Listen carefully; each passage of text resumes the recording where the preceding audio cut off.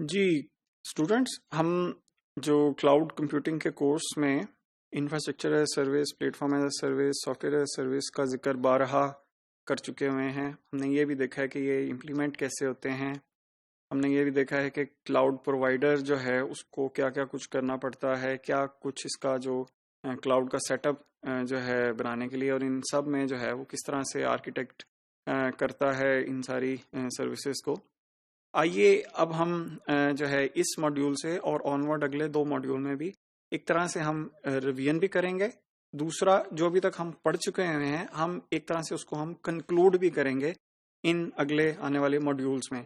इससे आगे बढ़ने से पहले मैं आपको मशवरा ये दूंगा कि आप पिछले जो लेक्चर्स हैं, फॉर एग्जांपल जो इंफ्रास्ट्रक्चर से रिलेटेड हैं, जो इस क्लाउड की सर्विसेज से रिलेटेड हैं, उनको एक दफ़ा अगर आप गो थ्रू कर लें तो ये मॉड्यूल आपके लिए समझना और इसके से आपको नतीजा अक्स करने में जो है ज़्यादा मुश्किल नहीं होगी। सो हम जो है आगे बढ़ते हैं। अब हम इंफ्रास्ट्रक्चर एज सर्विस के बारे में क्लाउड प्रोवाइडर का पर्सपेक्टिव, यानी क्लाउड प्रोवाइडर के की तरफ से हम सोच रहे हैं कि अगर हम क्लाउड प्रोवाइडर हों तो हमारी क्या जिम्मेदारियां हैं अगर हमने इंफ्रास्ट्रक्चर एज सर्विस को स्टेब्लिश करना है, यानी ये सर्विस अगर हमने ऑफर करनी है। आप ये भी इस तरह से भी आप इसको सोच सकते हैं। The two basic IT resources of infrastructure as a service are virtual machines and cloud storage. दो बेसिक जो इंफ्रास्ट्रक्चर के जो रिसोर्सेज हैं वो हमें पता है, वर्चुअल मशीन और स्टोरेज। ये दो इंफ्रास्ट्रक्चर एज सर्विस में बेसिक जो है चीज़ें हैं, दो ऑफर की जाती हैं। These are offered along with operating system, यानी इसके डिफरेंट पैकेजेस में जो वर्चुअल मशीन्स जो हैं अवेलेबल होती हैं, वो पैकेज किस तरह से आएंगे ऑपरेटिंग सिस्टम के हिसाब से। रैम या वर्चुअल रैम जिसको मैं कह सकते हैं, वर्चुअल सीपीयू और वर्चुअल स्टोरेज की मुख्तलिफ कन्फिग्रेशंस के साथ ये जो वर्चुअल मशीन्स के जो डिफरेंट जो पैकेजेस हैं ये अवेलेबल होते हैं। और हमें याद है कि हम पहले देख चुके हैं कि जो क्लाउड प्रोवाइडर है डिफरेंट टेम्पलेट्स या इमेजेस यूज करता है जो कि प्री कन्फिगर्ड हालत में पड़े होते हैं इमेजेस, उन्हीं से इन वर्चुअल मशीन्स को इनिशिएट कर लेता है। VMs are usually provisioned through VM images which are predefined configurations, जैसे कि मैं बात कर चुका हूँ। उसके अलावा यानी वर्चुअल मशीन्स के अलावा भी जो है बेयर मेटल, जो अगर आपको याद हो तो हमने पढ़ा था बेयर मेटल प्रोविजनिंग, जिसमें पूरा फिजिकल सर्वर ही प्रोविजन कर दिया जाता है।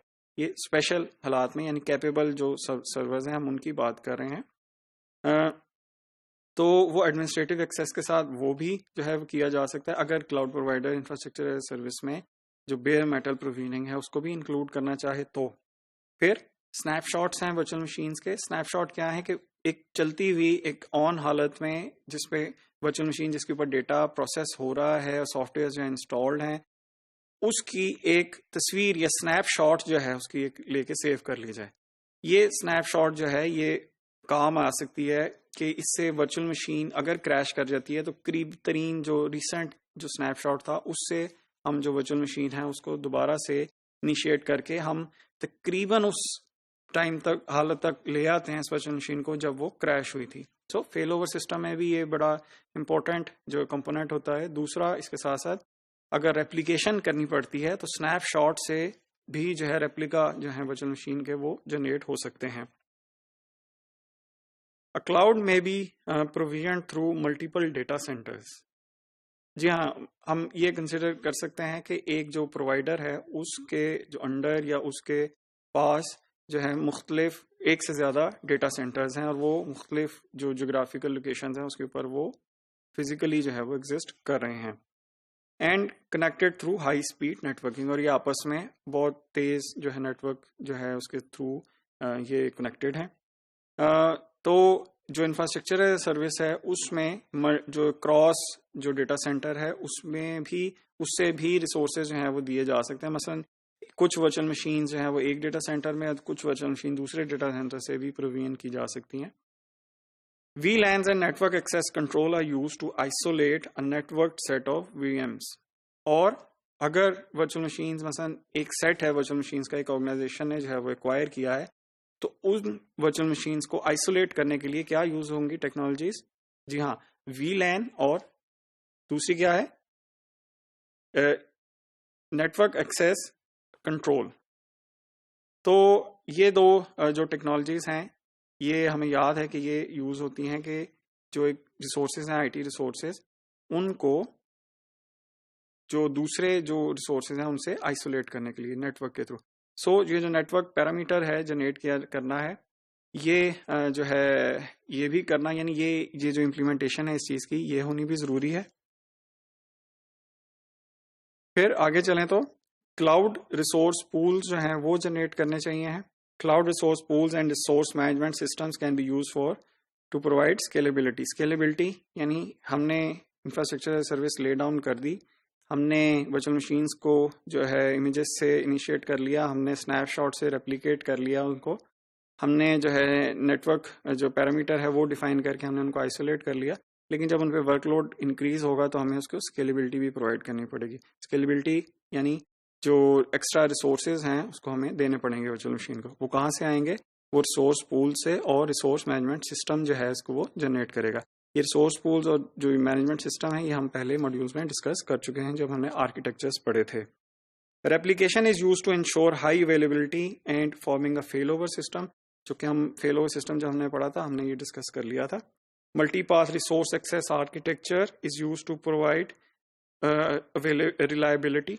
मल्टीपाथ जो आर्किटेक्चर है यानी एक जो रिसोर्स है वो मल्टीपल पाथ से, फिजिकल पाथ से एक्सेस हो सके ताकि रिलायबिलिटी को श्योर किया जा सके। ये भी हमने जो है ऑलरेडी कवर कर लिया हुआ आर्किटेक्चर्स में।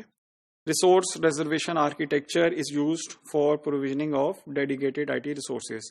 यानी ये जो हम अब आपको बहुत सारे नाम जो हम पढ़ रहे हैं ये हम ऑलरेडी डिस्कस कर चुके हैं, आपको याद भी होगा।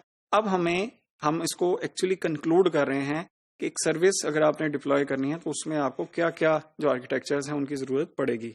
डिफरेंट मॉनिटर्स सच एज पे पर use monitor and SLA monitors continuously overlook VM life cycles, यानी जो वर्चुअल मशीन्स हैं इनके यूजेज, यानी स्टार्ट इसको इनिशिएट किया गया, फिर यूजर ने इसको यूज किया, कितनी देर यूज किया, फिर कब टर्मिनेट किया इसको, ये सारे जो स्टेटिस्टिक्स हैं डेटा है ये कलेक्ट किया जाता है। फिर इसके साथ साथ SLA मॉनिटर्स जो हैं यूज करने चाहिए कि जिससे हमें SLA वायलेशंस का, पेनल्टीज का पता लग सके। सो ये कंज्यूमर को भी एक्सेस हो सकती है SLA मॉनिटर्स की, ताकि एक हार्मनी के साथ जो है ये सिस्टम जो है वो चलता रहे, स्केलेबिलिटी भी आ जाए और उसके साथ साथ जो है वो जो बिलिंग का जो मॉड्यूल है वो भी इसके अंदर जो है वो इंटीग्रेट हो जाए। और फिर आखिर में क्लाउड सिक्योरिटी से रिलेटेड जो है जो मैकेनिज्म्स हैं जैसे इंक्रिप्शन है, ऑथेंटिकेशन है, ऑथराइजेशन है, वो भी इम्प्लीमेंट करने ज़रूरी हैं ताकि जो क्लाउड का जो ये लास्ट जो एक ब्लॉक था इंफ्रास्ट्रक्चर सर्विस का ये भी इम्प्लीमेंट हो जाए। सो इस तरह से इस मॉड्यूल में हमने देखा कि क्लाउड प्रोवाइडर के क्या पर्सपेक्टिव हो सकता है इंफ्रास्ट्रक्चर एज सर्विस को इम्प्लीमेंट करने के लिए। अगले मॉड्यूल में हम बाकी की जो क्लाउड सर्विसेज हैं वो एक एक करके देखेंगे।